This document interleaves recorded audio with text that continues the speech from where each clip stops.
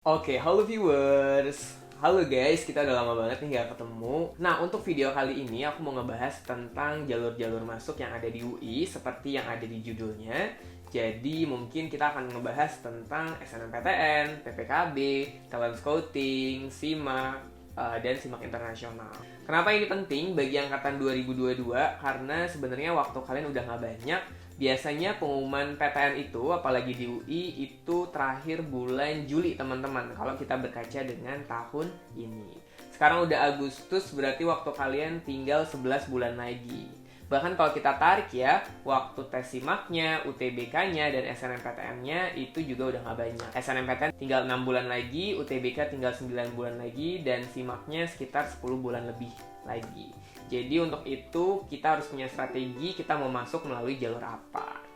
Nah, untuk program yang ada di UI sendiri sebenarnya dibagi menjadi 3 teman-teman.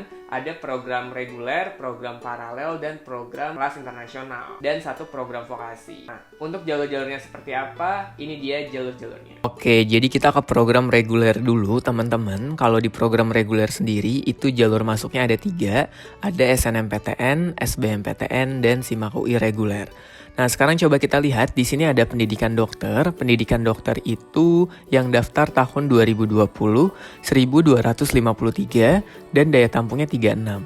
Kalau kita cari keketatannya itu 2,9%. Coba teman-teman bandingkan dengan FKG di bawahnya, keketatannya itu 5,1%. Nah, dari data ini bisa disimpulkan bahwa lebih ketat yang FK. Kenapa lebih ketat yang FK? Karena persentasenya lebih kecil. Semakin kecil persentasenya, semakin ketat persaingannya. Begitupun sebaliknya, semakin besar persentasenya, semakin tidak ketat persaingannya. Kalau kita bandingkan jalur masuk di FK, di SNM, SBM, dan SIMAK, itu lebih ketat yang SIMAK. Kenapa? Karena keketatannya 1,2%, lebih kecil persentasenya dari yang lain. Jadi dibandingkannya seperti itu ya teman-teman ya. Oke, selanjutnya ke program paralel teman-teman. Nah, untuk program paralel sendiri, dia itu ada 2 jalur masuk, ada PPKB dan SIMAK UI paralel. Nah, kita akan fokus ke PPKB karena belum banyak orang yang tahu. PPKB ini undangan untuk kelas paralel ya teman-teman ya.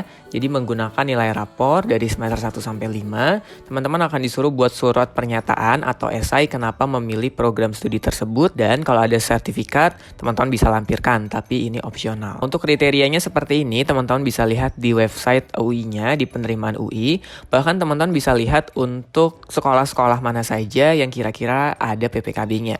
Kalau teman-teman merasa ingin ikut tapi nggak ada data di sekolahnya, mungkin bisa tanyakan dengan guru BK dan kepala sekolah untuk ditindaklanjuti atau ikut dalam program PPKB ini.